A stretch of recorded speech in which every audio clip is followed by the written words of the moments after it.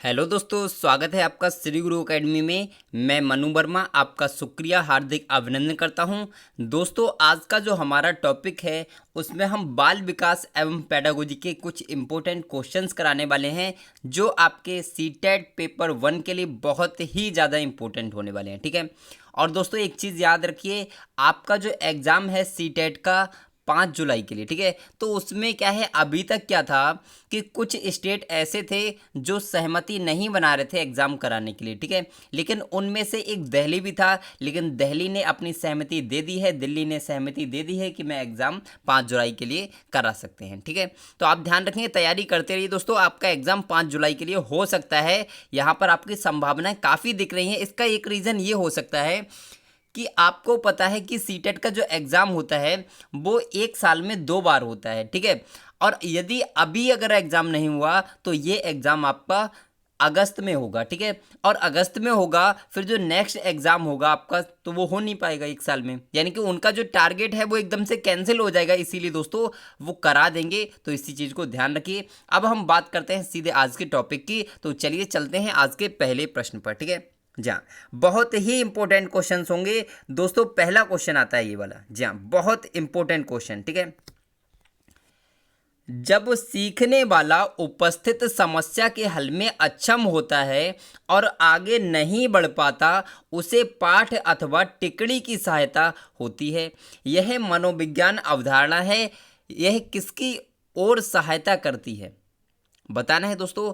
और सहायता करती है यानी किसकी ओर सहायता करती है दोस्तों, ये आपको बताना है। एक विशद पुस्तक परामर्श हेतु, कक्षा के अन्य छात्र जो प्रबोधन दे सकें, अधिक अनुभवी विशेष अध्यापक द्वारा, तथा आपका जो लास्ट है, तथ्यों को पुनर्गठित कर पुनः सोच के प्रयास। तो बताएं दोस्तों, इस प्रश्न का उत्तर क्या हो जाएगा? कहीं ना कहीं आप सभी भाई बहन इस प्रश्न को गलत कर सकते हैं, तो ध्यान रखिए। जब सीखने वाला उपस्थित समस्या के हल में अक्षम होता है और आगे नहीं बढ़ पाता, उसे पाठ अथवा टिप्पणी की आवश्यकता होती है। यह मनोविज्ञान अवधारणा है। यह किसकी ओर सहायता करती है? तो आपको ध्यान रखना है, तथ्यों को पुनर्गठित कर पुनः सोच के अनुसार प्रयास करना, यही आपका राइट आंसर हो जाएगा। इस प्रश्न को अपनी कॉपी में नोट कर लीजिए दोस्तों, इंपॉर्टेंट लगाकर, ठीक है। ध्यान रखना है, इस प्रश्न को नोट कर लीजिए। चलते हैं अगले क्वेश्चन पर। जी हाँ, बिल्कुल सही दोस्तों, चलते हैं अगले क्वेश्चन पर। और इस क्वेश्चन का आंसर आप बताएंगे। प्रधानाचार्य अध्यापक विज्ञान विषय का अध्यापन करवा रहा है तथा छात्रों को खनिज दिखाकर प्रश्न पूछता है, इसका रंग कैसा है? यह किससे बना है? तो बताइए, वह अध्यापन योजना के किस सोपान पर है? देखिए, इसका प्रश्न का जो तात्पर्य है वो समझने की कोशिश कीजिए। एक अध्यापक है, वो क्या कर रहे हैं, बच्चों को पढ़ा रहे हैं, और पढ़ाते टाइम उन्होंने कुछ खनिज दिखाया, और कुछ खनिज दिखाने के बाद, खनिज तो आप समझते हैं ना, मिनरल, ठीक है। तो कोई खनिज दिखाया और पूछा यह क्या है, इसका रंग कैसा है? तो वो अध्यापन के किस सोपान पर है, ये आपको बताना है, ठीक है दोस्तों। बताएं इस प्रश्न का उत्तर क्या हो सकता है? क्या हो सकता है दोस्तों? जा क्या मूल्यांकन हो सकता है? बताइए। देखिए, पुनरावृत्ति तो नहीं होगा। पुनरावृत्ति में क्या होता है कि किसी भी चीज़ को दोहराया जाता है, तो इसमें दोहराया नहीं जा रहा है, तो आपका पुनरावृत्ति तो नहीं होगा, ठीक है। अब आपका बचा ये 3 ऑप्शन आपके बचे हुए हैं, इनमें से आप बताइए क्या हो सकता है। जी हाँ, बताएं। तो एक चीज़ मैं आपके लिए बता दूं, यहाँ पर ध्यान रखिए, अध्यापक क्या कर रहा है, प्रस्तावना प्रस्तुत कर रहा है। Option number first is right answer हो सकता है क्या? देखते हैं। जी हाँ, बिल्कुल दोस्तों, option number first is right answer, एकदम से सही होगा। Option number first is right answer, वह प्रस्तावना दे रहा है। चलते हैं अगले क्वेश्चन पर, और हमारा अगला क्वेश्चन है दोस्तों। जी हाँ, इस प्रश्न को देखिए। प्रभावशाली शिक्षक बनने के लिए आवश्यक है कि वह अपने विषय को अच्छी प्रकार से जानता है, वह अपने विद्यार्थियों से अधिकतम संभव अंतःक्रियाएं करता है, उसे शिक्षण गतिविधियों को पूरा ज्ञान हो, या फिर उपर्युक्त सभी। दोस्तों बताएं, इस प्रश्न का उत्तर क्या हो सकता है कि प्रभावशाली शिक्षक बनने के लिए आवश्यक है कि, क्या आवश्यक है, बताना है दोस्तों। जी हाँ, जल्दी से कमेंट कीजिए, सभी भाई बहन कमेंट करें। तो यहाँ पर क्या हो सकता है दोस्तों? जी हाँ, बताएं। तो यहाँ पर अगर हम बात करें वह अपने विषय को अच्छी प्रकार से जानता है, बिल्कुल जानना चाहिए दोस्तों। शिक्षक है तो विषय पे अच्छी खासी पकड़ होनी चाहिए, ये बहुत इंपॉर्टेंट है, ठीक है। वह अपने विद्यार्थियों से अधिकतम संभव अंतःक्रिया, बिल्कुल ज़्यादा से ज़्यादा अंतःक्रियाएं करवाना चाहिए, ये भी एकदम से सही है। उसे शिक्षण विधियों का पूरा ज्ञान होना चाहिए, बिल्कुल एकदम से राइट आंसर, यानी कि option number D is the right answer, एकदम से सही, ठीक है। D for Denmark. चलते हैं नेक्स्ट क्वेश्चन पर। हमारा नेक्स्ट क्वेश्चन है शिक्षण अधिगम प्रक्रिया के 3 प्रमुख अंग कौन से हैं। दोस्तों इसमें आप कंफ्यूज होंगे, हो सकता है आप गलत भी इस प्रश्न को कर सकते हैं, क्योंकि आपने जो 3 अंग पढ़े हैं वो कौन से पढ़े हैं, एक शिक्षक, छात्र और पाठ्यक्रम पढ़ा है। लेकिन आपका अगर वो नहीं दिया है ऑप्शन में तो आप क्या लगाएंगे, क्योंकि उसमें तो ऐसा कुछ दिया ही नहीं है इस प्रश्न में। जी हाँ, बताएं। तो ध्यान रखिए, अगर हम इस प्रश्न की बात करते हैं तो शिक्षण अधिगम प्रक्रिया के 3 प्रमुख अंग हैं। कौन से अंग होंगे दोस्तों, क्या हो जाएगा आपका, क्या हो जाएगा, option number C is the right answer, यानी कि शिक्षण प्रक्रिया, मूल्यांकन व पाठ्यक्रम। क्या ये हो सकता है, देखते हैं दोस्तों क्या हो सकता है। तो ध्यान रखिए ये नहीं होगा दोस्तों, ये नहीं होगा, ऑप्शन नंबर डी होगा। जी हाँ, बिल्कुल सही, option number D is the right answer, यानी कि शिक्षण अधिगम प्रक्रिया के 3 प्रमुख अंग हैं, उद्देश्य, अध्यापन, अधिगम परिस्थितियां और मूल्यांकन। इसका तात्पर्य यह है कि एक हमारा निश्चित उद्देश्य होना चाहिए कि हमें किस तरीके से किस कार्य को करना है और किस हद तक करना है, ठीक है। अध्यापन, अधिगम परिस्थितियां, हमें जो अध्यापन करना है, अध्यापन कार्य, उसके लिए परिस्थितियां भी उपलब्ध होनी चाहिए, ठीक है ना। ऐसा नहीं हो कि आपने देखा है क्या हम खुले में बिठाल के बच्चों को पढ़ा सकते हैं, नहीं पढ़ा सकते, ठीक है। क्यों, क्योंकि वहां पे कंसंट्रेट नहीं होगा ना। तो अधिगम परिस्थितियां भी बहुत इंपॉर्टेंट है, ठीक है, और मूल्यांकन करना भी बहुत इंपॉर्टेंट है। तो यानी कि option number D is the right answer, यही आपका शिक्षण अधिगम प्रक्रिया के 3 प्रमुख अंग हो जाएंगे, ठीक है दोस्तों। चलते हैं नेक्स्ट क्वेश्चन पर। हमारा नेक्स्ट क्वेश्चन है बहुत ही जबरदस्त, इसको इंपॉर्टेंट लगा लीजिए दोस्तों, मोस्ट इंपॉर्टेंट क्वेश्चन, ठीक है। बताएं कौन से सिद्धांत में बाल्यकाल के अनुभव के विकासात्मक आयाम पर बल दिया गया, व्यवहारवाद, प्रकार्यवाद, मनोविश्लेषणवाद या फिर संरचनावाद। बताएं दोस्तों इस प्रश्न का उत्तर क्या होगा कि कौन से सिद्धांत में बाल्यकाल के अनुभव के विकासात्मक आयाम पर बल दिया गया, बताएं। जी हाँ, ध्यान रखना है। तो देखिए दोस्तों, मैं आपके लिए बताना चाहूंगा इस प्रश्न का जो उत्तर होगा वो क्या होगा, मनोविश्लेषणवाद हो जाएगा। क्या यही हो सकता है, देखते हैं दोस्तों। जी हाँ, बिल्कुल सही दोस्तों, यही होगा आपका। अब कौन से सिद्धांत में बाल्यकाल के अनुभव के विकासात्मक आयाम पर बल दिया गया है, तो आप कहोगे मनोविश्लेषणवाद, ठीक है। मनोविश्लेषणवाद के जनक कौन है, तो आप कहोगे सिगमंड फ्राइड हैं। कौन दोस्तों, सिगमंड फ्राइड हैं, इसको भी आपको ध्यान रखना है, ठीक है, जिन्होंने इड, ईगो और आपका सुपर ईगो यानी कि इदम अहम और परा अहम दिया था, ठीक है दोस्तों, ध्यान रखेंगे। चलते हैं अगले क्वेश्चन पर, और हमारा अगला क्वेश्चन है। और दोस्तों एक चीज ध्यान रखिए, यदि आपको फ्री बुक्स, नोट्स, PDF इत्यादि कुछ भी चाहिए तो आप हमारा टेलीग्राम चैनल ज्वाइन कर सकते हैं, वहां से आप इन सारी चीजों को फ्री ऑफ कॉस्ट डाउनलोड कर सकते हैं, ठीक है। और यदि आपको लिंक नहीं मिल रही है, कोई बात नहीं है, लिंक आपको वीडियो के डिस्क्रिप्शन में मिल जाएगी, आप वहां से देख सकते हैं, ठीक है। अब दोस्तों इस प्रश्न को देखते हैं कि आधुनिक शिक्षा प्रणाली का केंद्र बिंदु क्या है। सिंपल सा क्वेश्चन है, आप सभी लोग जानते हैं। जी हाँ, इसको गलत करने की जरूरत ही नहीं है और इसमें टाइम भी नहीं लगाना है, आप सभी लोग जानते हैं, बच्चा है दोस्तों, यानी कि बालक है। Option number C is the right answer, एकदम से सही हो जाएगा, ठीक है दोस्तों। चलते हैं नेक्स्ट क्वेश्चन पर। हमारा नेक्स्ट क्वेश्चन है, एक रचनात्मक व्यक्ति में समर्पण होता है, मौलिकता होती है, संवेगिकता होती है या फिर आपका सहभागिता की भावना होती है। बताइए दोस्तों, रचनात्मक व्यक्ति की बात की जा रही है, गलत नहीं करना है इस प्रश्न के लिए। मोस्ट इंपोर्टेंट प्रश्न है, आज के जो प्रश्न है मोस्ट इंपोर्टेंट प्रश्न है दोस्तों, ये समझ के चलिए, आपके पास टाइम नहीं है बिल्कुल भी। फटाफट से अच्छी प्रकार से तैयारी करिए जिससे कि आप अच्छा स्कोर कर सकें, 105 प्लस का जो मेरा टारगेट है उसको आप अचीव कर सकें, ठीक है। बताइए रचनात्मक व्यक्ति में क्या होता है, तो ध्यान रखिए, समर्पण नहीं होता है, सांवेगिकता नहीं होती है, सहभागिता की भावना नहीं होती है। हालांकि सहभागिता की भावना होती है, लेकिन जो मोस्ट सुटेबल आंसर है वो है आपका मौलिकता, ठीक है।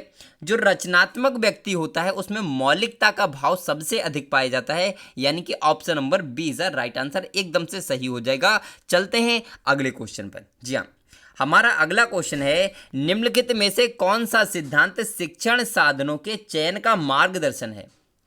बताना है। बहुत ही इंपॉर्टेंट क्वेश्चन है कि कौन सा सिद्धांत शिक्षण साधनों के चयन का मार्गदर्शन है। उद्देश्यों की पूर्ति का सिद्धांत, विद्यार्थी केंद्रीयता का सिद्धांत, भौतिक नियंत्रण का सिद्धांत और संसाधनों के प्राप्त होने का सिद्धांत। बताएं दोस्तों, इस प्रश्न का उत्तर क्या हो सकता है? शिक्षण साधनों के चयन का मार्गदर्शन पूछा है, ठीक है ना। शिक्षण साधनों के चयन का मार्गदर्शन पूछा है तो आप इस प्रश्न को ध्यान रखेंगे। बहुत ही इंपॉर्टेंट प्रश्न है। जितने भी क्वेश्चन आपको नए लग रहे हैं, इंपॉर्टेंट हैं, उनको आप कॉपी में जरूर नोट करिएगा। ठीक है, जब भी आप पढ़ने बैठते हैं ना, तो चाहे आप मुझसे पढ़ें या किसी और से पढ़ें, एक कॉपी और एक पेन लेकर जरूर बैठा करें। ठीक है, ये रिक्वेस्ट मान लीजिए अपने भाई मनु वर्मा की। ठीक है, तो बात करते हैं इस प्रश्न के उत्तर की। तो कहीं ना कहीं आप सभी लोग जानते भी होंगे, नहीं जानते तो कोई बात नहीं है। Option number C is the right answer, यानी कि भौतिक नियंत्रण का सिद्धांत। ठीक है, भौतिक नियंत्रण का सिद्धांत शिक्षण साधनों के चयन का मार्गदर्शन है। Option number C is the right answer. चलते हैं अगले क्वेश्चन पर। जी हाँ, हमारा अगला क्वेश्चन है, निम्न में से किस शिक्षण व्यूह रचना का संबंध जनतांत्रिक व्यूह रचनाओं में नहीं है? दोस्तों, ये आपको बताना है। सामूहिक परिचर्चा व्यूह रचना, मस्तिष्क उद्वेलन व्यूह रचना, समस्या व्यूह रचना या फिर भूमिका व्यूह रचना। बताना है। कितना इंपॉर्टेंट क्वेश्चन है दोस्तों, बहुत इंपॉर्टेंट क्वेश्चन है। नोट कर लीजिए अपनी कॉपी में फटाफट से। जी हाँ, बताएं इस प्रश्न का उत्तर क्या हो जाएगा। जी हाँ, बताएं। निम्न में से किस शिक्षण व्यूह रचना का संबंध जनतांत्रिक व्यूह रचनाओं से में नहीं है? बताएं दोस्तों, इंपॉर्टेंट क्वेश्चन है, बताना है। तो ध्यान रखिए, यदि मैं आपको बताऊं समूह परिचर्चा व्यूह रचना होती है दोस्तों, लेकिन इसमें पूछा है नहीं, तो ये तो नहीं होगा।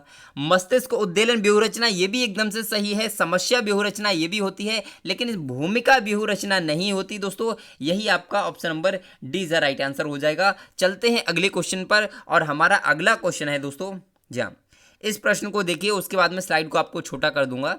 जी हाँ, एक राष्ट्र के विद्यालय उसके जीवन के अंग हैं जिनका विशेष कार्य है उनकी आध्यात्मिक शक्ति दृढ़ बनाना, उसकी ऐतिहासिक निरंतरता को बनाए रखना, उसकी भूतकाल की सफलता को सुरक्षित रखना तथा उसके भविष्य की गारंटी करना। तो बताएं दोस्तों, इस प्रश्न का उत्तर क्या हो सकता है? अब मैं यहाँ पर आपके लिए लगा देता हूँ। अब आपको ये बताना है, ये जो परिभाषा है वो किसने कही है दोस्तों? बताना है कि एक राष्ट्र के विद्यालय उसके जीवन के अंग हैं जिनका विशेष कार्य है उनकी आध्यात्मिक शक्ति दृढ़ बनाना, उनकी ऐतिहासिक निरंतरता को बनाए रखना, उसकी भूतकाल की सफलता को सुरक्षित रखना और उसके भविष्य की गारंटी करना। मोस्ट इंपोर्टेंट प्रश्न है, यह क्वेश्चन कई बार आ चुका है आपका सीटेट में, तो आपको इसको ध्यान रखना है। इसका जो राइट आंसर होगा टीपी नन हो जाएगा। कौन सा दोस्तों? टीपी नन ने ये कहा है, तो आप इस प्रश्न को जरूर याद रखेंगे। बहुत ही अच्छा प्रश्न है। ठीक है, जी हाँ, चलते हैं अगले क्वेश्चन पर। इस क्वेश्चन का आंसर बताएं। एक व्यक्ति में देवत्व है मनोविश्लेषणवाद सिद्धांत में, यह किसके लिए प्रयुक्त किया गया है? तो दोस्तों, सबसे पहले यही बता दीजिए कि मनोविश्लेषणवाद के जनक कौन है। अभी मैंने आपको ऊपर बताया था। ठीक है, जी हाँ, तो ध्यान रखेंगे, यदि बात आए मनोविश्लेषणवाद की तो ध्यान रखिए हमेशा सिगमंड फ्राइड का नाम आता है, जिन्होंने इड ईगो सुपर ईगो, ये आपको सभी दिख गया। ठीक है, इड ईगो सुपर ईगो या फिर आपका इदम अहम परा अहम या फिर आपका चेतन अचेतन अर्धचेतन मन, ये सारी चीजें किसने दी? तो आप पाओगे सिगमंड फ्राइड जी ने दी। ठीक है, तो अब आपको ये बताना है कि देवत्व का गुण बताना है। देवत्व का मतलब ये होता है कि भगवान की पूजा किस अवस्था में होने लगती है? क्या इड में करता है, ईगो में करता है, सुपर ईगो में या लिविडो में? बताना है दोस्तों। इस प्रश्न का उत्तर क्या हो जाएगा? जी हाँ, बताएं दोस्तों, इस प्रश्न का उत्तर क्या हो जाएगा? तो ध्यान रखिए, हमेशा मैं आपके लिए बता दूं कि आपका जो देवत्व का गुण होता है, बच्चे में जो देव के प्रति जो भावना होती है, भगवान के प्रति जो आस्था होती है, वो आपकी होती है इड में। किसमें? इड में होती है दोस्तों, यानी कि option number first is right answer, एकदम से सही हो जाएगा। ध्यान रखेंगे इसके लिए। ठीक है, चलते हैं अगले क्वेश्चन पर। हमारा जो अगला क्वेश्चन है, मनोविश्लेषणवादियों के अनुसार अतृप्त असामाजिक इच्छाओं का संबंध किससे है? नैतिकता से, इदम से, अहम से, परा अहम से? जी हाँ, बताएं। इंपॉर्टेंट क्वेश्चन है दोस्तों। जो आपको क्वेश्चन नहीं आता है उसको कॉपी में नोट जरूर करते चलिए कि मनोविश्लेषणवादियों के अनुसार अतृप्त असामाजिक इच्छाओं का संबंध किससे है? नैतिकता से, इदम से, अहम से, परा अहम से? जी हाँ बताएं। यह प्रश्न भी आपका जो हमारे सिगमंड फ्राइड जी हैं उनसे संबंधित है, तो बताना है इस प्रश्न का उत्तर क्या होगा। तो दोस्तों ध्यान रखिए, अगर मैं बात करूं अतृप्त असामाजिक इच्छाओं, यानी कि हमारी जो इच्छाएं होती हैं जो संतुष्ट नहीं होती हैं, वो आपकी किससे संबंधित होती हैं? तो आप कहेंगे कहीं ना कहीं दोस्तों इदम से होती हैं। ध्यान रखेंगे, इदम से होती हैं। तो अतृप्त इच्छाओं का भंडार इदम में होता है। और अगर हम बात करें देवत्व का गुण, यानी कि भगवान के प्रति जो आस्था होती है वो आपकी इदम में होती है। इसको आप ध्यान रखेंगे। चलते हैं अगले क्वेश्चन पर, ठीक है। जी हाँ दोस्तों, लाइक शेयर सब्सक्राइब करना मत भूलिए और बेल आइकन को यानी कि घंटी वाले बटन को जरूर दबाइए, जिससे कि आपको हमारी जो क्लास स्टार्ट होगी तो आपको नोटिफिकेशन प्राप्त होता रहेगा, ठीक है। जी हाँ, जब भी हमारी क्लास आएगी तो तब आपको नोटिफिकेशन तुरंत पहुंच जाएगा, इसीलिए बेल आइकन दिया होता है, ठीक है। तो उसको जरूर दबाना है। मनोविश्लेषणवादी सिद्धांत के जन्मदाता कौन है? फ्राइड, वुंट, स्किनर या पावलोव? बताएं दोस्तों। तो सिंपल सा क्वेश्चन है यार, अभी मैंने बता दिया। इस प्रश्न से कितने प्रकार के प्रश्न बन सकते हैं, इसीलिए मैंने 2-3 प्रश्न ले लिए हैं, ठीक है। तो आप सभी लोग जानते हैं मनोविश्लेषणवादी सिद्धांत के जन्मदाता हैं वो आपके सिगमंड फ्राइड जी, ठीक है। सिगमंड फ्राइड जी हैं। अब बात करते हैं विलियम वुंट कौन है? तो इन्होंने 1879 में जर्मनी के लिपजिंग शहर में क्या किया? तो एक प्रयोगशाला स्थापित की थी, सबसे पहली प्रयोगशाला, मनोविज्ञान की सबसे पहली प्रयोगशाला जर्मनी के लिपजिंग शहर में 1879 में। कब? 1879 में दोस्तों स्थापित की थी। और वर्तमान में वो एक यूनिवर्सिटी थी, ठीक है, लिपजिंग यूनिवर्सिटी थी। और ध्यान रखेंगे उस यूनिवर्सिटी का जो वर्तमान में नाम है उसका नाम है आपका कार्ल मार्क्स विश्वविद्यालय। क्या है?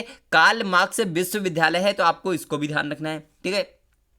अगर हम बात करते हैं स्किनर की, तो स्किनर कौन है भैया? तो आप जानते हो चूहे पर प्रयोग किया था, आप सभी लोग जानते हैं, ठीक है।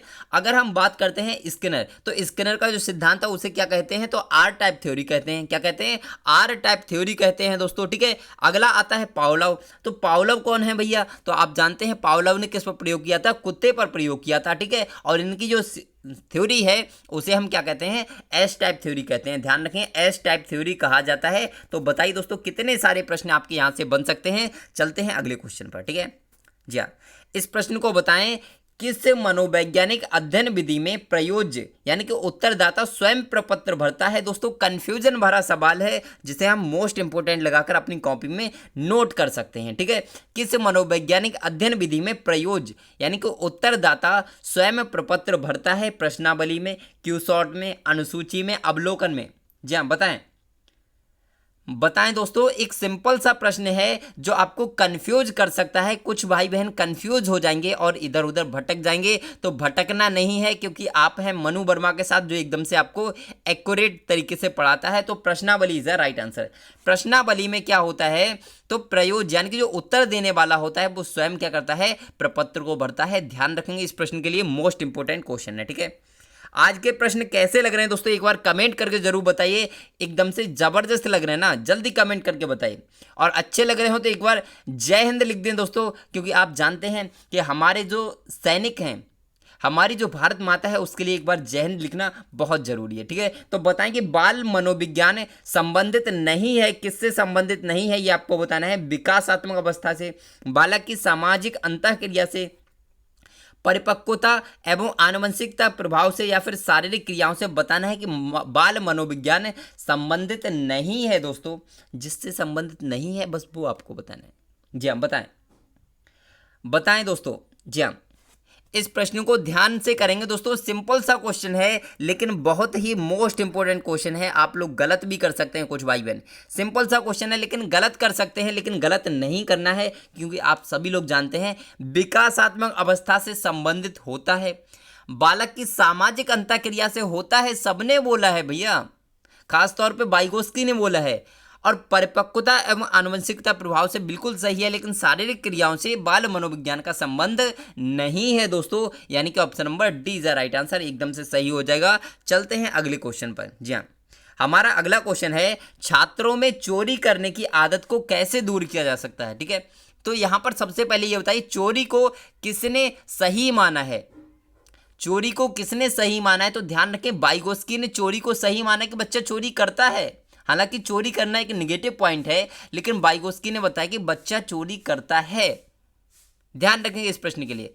पारितोषिक देकर, उदाहरण देकर, ताड़ना देकर या फिर सजा देकर कैसे हम बच्चे को जो चोरी करने की आदत है उसे हम दूर कर सकते हैं? बताएं बताएं दोस्तों।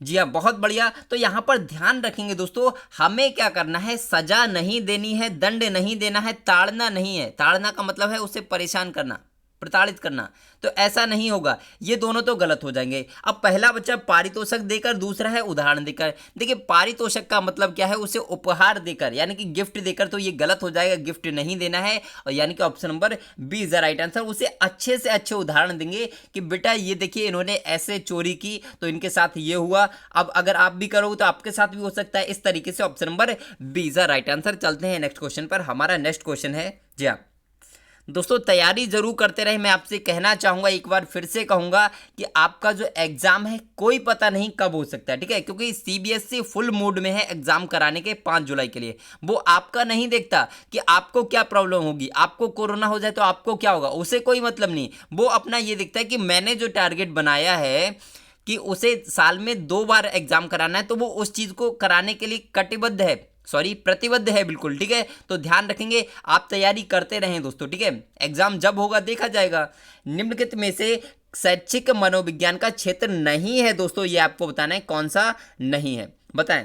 सीखने की प्रक्रिया, मापन तथा मूल्यांकन, खेलों का प्रशिक्षण, पाठ्यक्रम निर्माण। बताएं दोस्तों इस प्रश्न का उत्तर क्या होगा। मोस्ट इंपोर्टेंट प्रश्न है दोस्तों कि निम्नलिखित में से शैक्षिक मनोविज्ञान का क्षेत्र नहीं है दोस्तों। तो ध्यान रखिए, शैक्षिक मनोविज्ञान के अंतर्गत क्या क्या आता है, तो आप सभी लोग जानते हैं सीखने की प्रक्रिया आती है, मापन मूल्यांकन तो 100% आता है, आप सभी लोग जानते हैं, पाठ्यक्रम का निर्माण भी आता है, लेकिन खेलों का प्रशिक्षण नहीं आता, यानी कि option number C is the right answer, एकदम से सही हो जाएगा। चलते हैं अगले क्वेश्चन पर। जी हाँ, हमारा अगला क्वेश्चन है, प्रभावशाली शिक्षक बनने के लिए क्या आवश्यक है दोस्तों, ये आपको बताना है। जी हाँ बताएं। वह अपने विषय को अच्छे प्रकार से जानता हो, वह अपने विद्यार्थियों से अधिकतम संभव अंतःक्रियाएं करता हो, उसे शिक्षण विधियों का पूरा ज्ञान हो, या फिर उपर्युक्त सभी। दोस्तों बताएं इस प्रश्न का क्या उत्तर होगा। तो ध्यान रखिए, मैं आपसे हमेशा कहता हूं कि अगर आपको उपर्युक्त सभी दिखाई दे तो आपको आंख बंद करके उपर्युक्त सभी नहीं लगाना है, पहले पढ़ना है, क्योंकि हमेशा आपका उपर्युक्त सभी वाला आंसर गलत राइट नहीं होता। तो आप इसको ध्यान रखेंगे। बताएं कि इस प्रश्न का उत्तर क्या होगा। जी हाँ बताएं। तो ध्यान रखिए, प्रभावशाली शिक्षक बनने के लिए क्या आवश्यक है, वह अपने विषय को अच्छी प्रकार से जानता हो, बिल्कुल नॉलेज होनी चाहिए, एकदम से सही है। वह अपने विद्यार्थियों से अधिकतम संभव अंतःक्रियाएं करता हो, एकदम से करेक्ट है। उसे शिक्षण विधियों का पूरा ज्ञान होना चाहिए दोस्तों, आप सभी लोग जानते हैं, यानी कि option number D is the right answer, एकदम से सही हो जाएगा। चलते हैं नेक्स्ट क्वेश्चन पर। जी हाँ, हमारा नेक्स्ट क्वेश्चन है, शिक्षा मनोविज्ञान अध्यापक की मदद करता है। एक सेकंड रुकिए। जी हाँ, स्लाइड को छोटा कर लिया है आपको, जिससे कि पूरा क्वेश्चन दिख जाए। जी हाँ, अब बताइए कि शिक्षा मनोविज्ञान अध्यापक की मदद करता है जब वह अध्यापक को बच्चों के प्रति लापरवाही बना देता है। बताएं दोस्तों, वह अध्यापक को बच्चों के प्रति लापरवाह बना देता है, तब मदद करता है।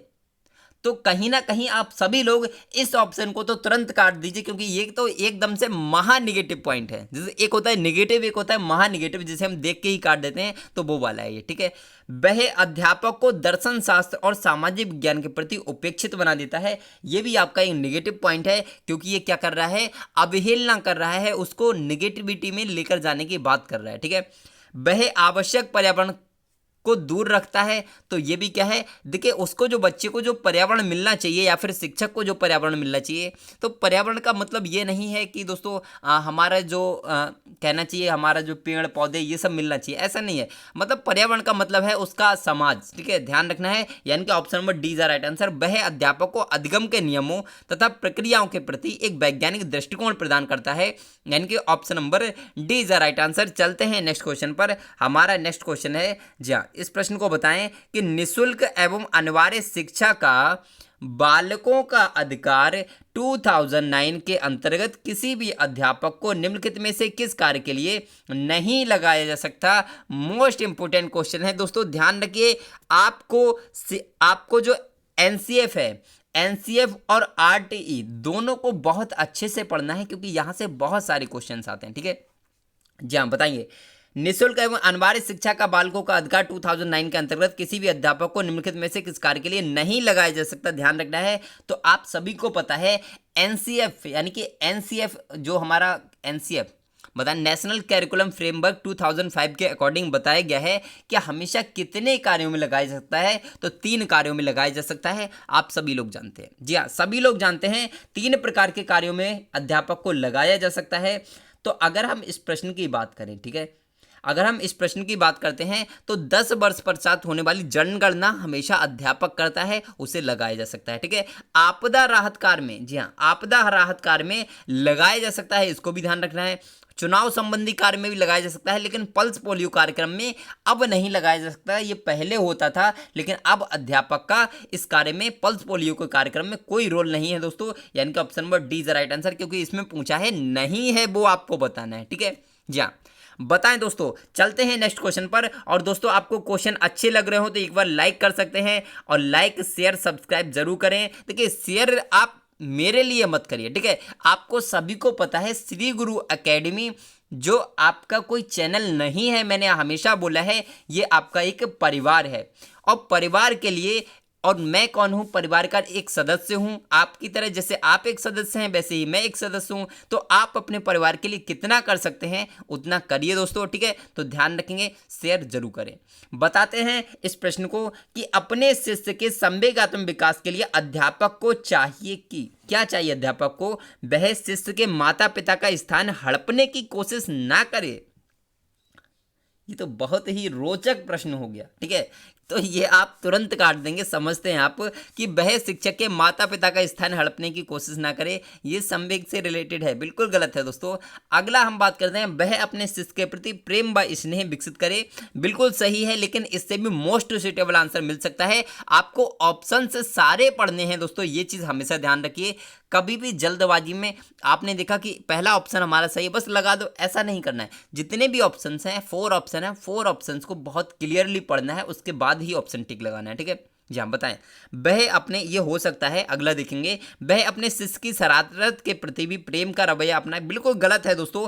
देखिए बच्चा अगर शैतानी करता है तो हालांकि उसे मारना नहीं है, लेकिन किसी ना किसी प्रकार से उसे इस तरीके से फील कराना है कि वो क्या कर रहा है, शैतानी कर रहा है, जिससे कि वो ना करे, ठीक है।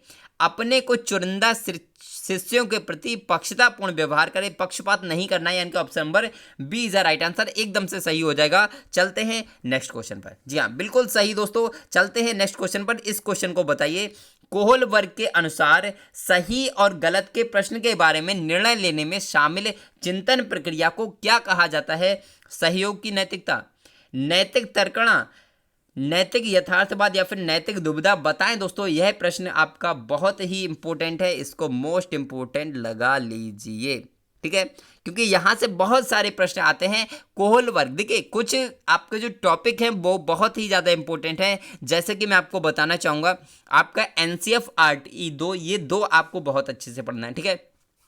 दूसरा आपको कोहलबर्ग, पियाजे, वाइगोस्की, हार्वर्ड गार्डनर, ये 4 सिद्धांत को बहुत अच्छे से पढ़ना है। और यदि आपने अभी तक नहीं पढ़ा तो आपने सीटेट का कुछ भी नहीं पढ़ा दोस्तों, ध्यान रखिए, सीटेट में साइकोलॉजी का कुछ भी नहीं पढ़ा, तो आप ध्यान रखिए, इनको जरूर पढ़िए। यहाँ पर जाइए, आई बटन पर जैसे ही आप क्लिक करेंगे वहाँ से आप इनको पढ़ सकते हैं, बहुत ही महत्वपूर्ण, ठीक है। सहयोग की नैतिकता, नैतिक तर्कणा, नैतिक यथार्थवाद, या फिर नैतिक दुविधा। तो इस प्रश्न के उत्तर की जब हम बात करते हैं तो ध्यान रखिए, कोहल वर्ग के अनुसार सही और गलत के प्रश्न के बारे में निर्णय लेने में शामिल चिंतन प्रक्रिया को क्या कहा जाता है? तो आप कहेंगे नैतिक तर्कणा। क्या दोस्तों? नैतिक तर्कणा कहा जाता है। तो आप इस प्रश्न को जरूर याद रखेंगे, बहुत ही मोस्ट इंपोर्टेंट प्रश्न है, अपनी कॉपी में नोट कर लीजिए यदि आपको नहीं पता है तो, ठीक है। इस प्रश्न को बताएं दोस्तों, शिक्षा मनोविज्ञान अध्यापकों की तैयारी का आधारशिला है दोस्तों। यह कथन किसका है? चार्ल्स स्किनर का, वॉटसन का, वुडवर्थ का, हरलॉक का। बताएं दोस्तों इस प्रश्न का उत्तर क्या होगा? जी हाँ, मोस्ट इंपोर्टेंट प्रश्न है, इस प्रश्न को जरूर बताएं। जी हाँ, बताएं दोस्तों इस प्रश्न का उत्तर क्या होगा कि शिक्षा मनोविज्ञान अध्यापकों की तैयारी की आधारशिला है। तो इंपॉर्टेंट क्वेश्चन है आपका, 1-2 परिभाषा भी आती है दोस्तों, तो इसीलिए मैं कभी कभी आपको परिभाषाएं भी कराता रहता हूं। जी हाँ, बताएं। तो ध्यान रखिए इस प्रश्न की अगर हम बात करते हैं तो शिक्षा मनोविज्ञान अध्यापकों की तैयारी की आधारशिला है, यह चार्ल्स स्किनर का कथन है। किसका? चार्ल्स स्किनर का कथन है। चलते हैं नेक्स्ट क्वेश्चन पर। हमारा नेक्स्ट क्वेश्चन है मनोविज्ञान व्यवहार का निश्चित विज्ञान है। मनोविज्ञान व्यवहार का निश्चित विज्ञान है, यह किसने कहा है? तो इस प्रश्न को भी बताएं दोस्तों। ये आपके कुछ जो मैंने थे वो आपके परिभाषाओं से लिए, क्योंकि यहाँ से कई सारे प्रश्न बनते हैं। ठीक है जी हाँ, बताएं। लेकिन दोस्तों उससे पहले मैं यदि आपको बताना चाहूँगा कि आपका जो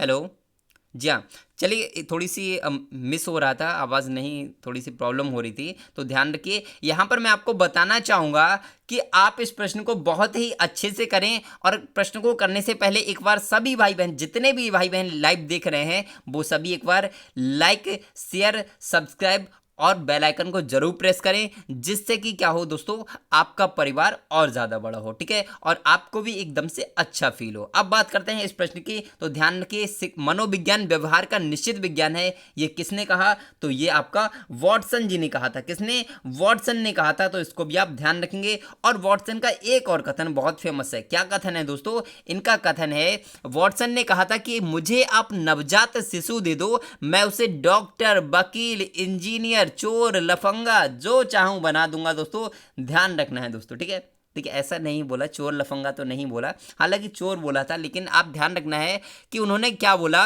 कि जो चाहूं बना सकता हूं, आप बस मुझे एक बच्चा दे दो। ठीक है, ध्यान रखेंगे। चलते हैं अगले क्वेश्चन पर, और हमारा अगला क्वेश्चन है दोस्तों, जी हाँ, ये मोस्ट इंपोर्टेंट क्वेश्चन है दोस्तों, बहुत ही मोस्ट इंपोर्टेंट क्वेश्चन, नोट कर लीजिए अपनी कॉपी में। ठीक है जी हाँ, इस प्रश्न को बताएं दोस्तों। लिंडग्रेन के अनुसार शिक्षा मनोविज्ञान का नाभिकीय केंद्र नहीं है। दोस्तों ये आपको बताना है, नाभिकीय केंद्र नहीं है। लिंडग्रेन के अनुसार शिक्षा मनोविज्ञान का नाभिकीय केंद्र नहीं है। दोस्तों बताइए इस प्रश्न का उत्तर क्या होगा? जी हाँ, देखिए दोस्तों एक चीज़ याद रखिए, मेरी थोड़ी सी अभी तबीयत सही नहीं चल रही है, तो उस वजह से क्या है, मैं आपको ज़्यादा क्लासेस नहीं दे पा रहा हूँ।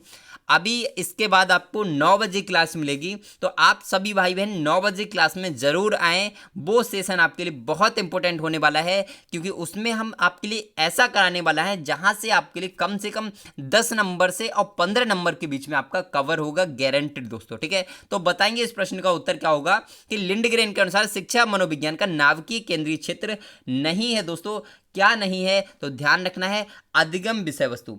अधिगम विषय वस्तु लिंडग्रेन के अनुसार शिक्षा मनोविज्ञान का नाभिकीय केंद्र नहीं है। अधिगम करता है, अधिगम प्रक्रिया है, अधिगम परिस्थिति है, लेकिन विषय वस्तु नहीं है दोस्तों।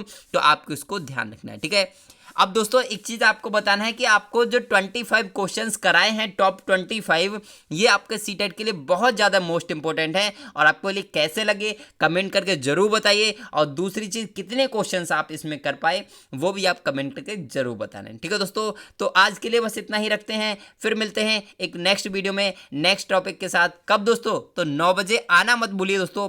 तो बाय बाय दोस्तों, जय हिंद, जय भारत, खुश रहिए, मस्त रहिए और तैयारी करते रहिए दोस्तों।